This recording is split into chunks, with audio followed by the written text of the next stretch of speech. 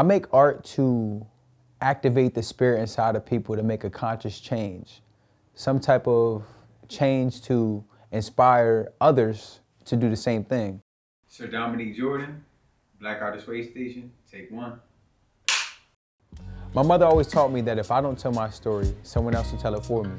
So I've always been really open to learning about other orators, great writers, and realizing that, you know, my destiny aligns with some of the paths that they already set for me.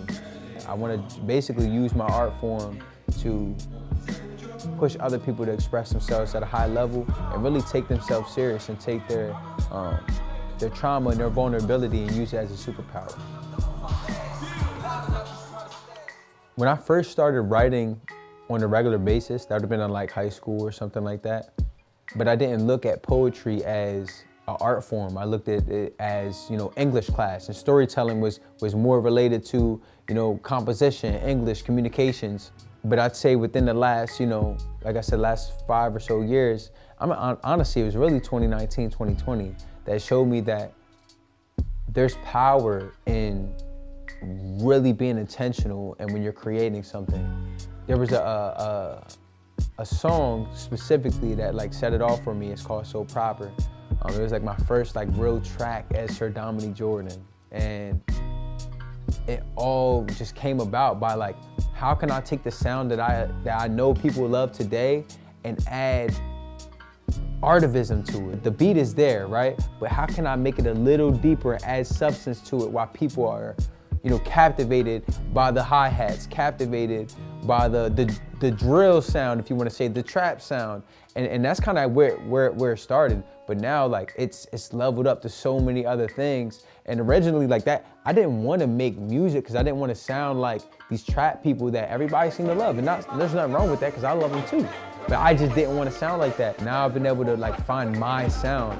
I don't know what it's called yet. We're just gonna call it sheesh music for now.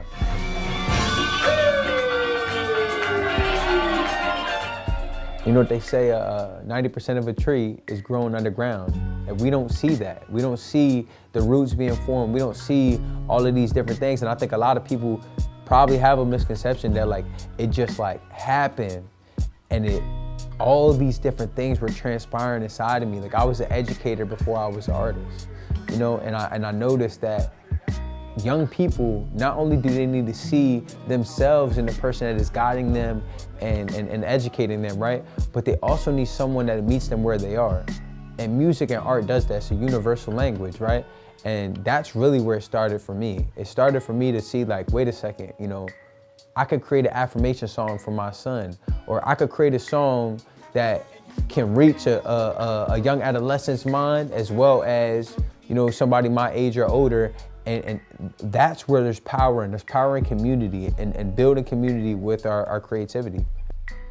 Now I've been able to step outside of just music, poetry.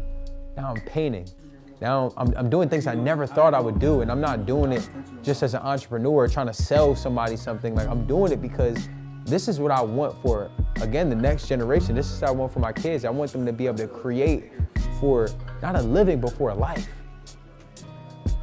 I think being chosen to be an artist in the Black Artist Waystation really just helped me take this quantum leap and really reach the level that I need to be personally and professionally to exceed the objectives that I set for myself, not just for my artistry, you know, but for the team around me.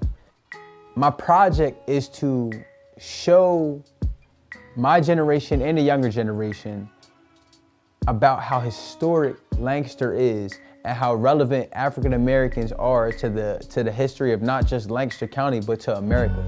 You know, from the 1800s to current day, we've made so many strides and so many historic achievements and reached so many pinnacles of success that nobody talks about. But I want to really get down to the nitty gritty and break down some of these like really precious gems that we have throughout our city. And all throughout our city that are relevant to the Underground Railroad, that are relevant to freedom seekers, that are relevant to, you know, some of the unique formations of the area that we live in. If we teach artists the power in which we can make a change in our neighborhood, in our schools, and just in the world in general. And we had the powers that be looking at us like, hey, we're more than just a marketing tool. You know, abundance is endless. Everybody's gonna win, and not even just win, but everybody's gonna live. It's the hope dealer, the self-talker. The artivist known as Sir Dominique Jordan, the prolific one.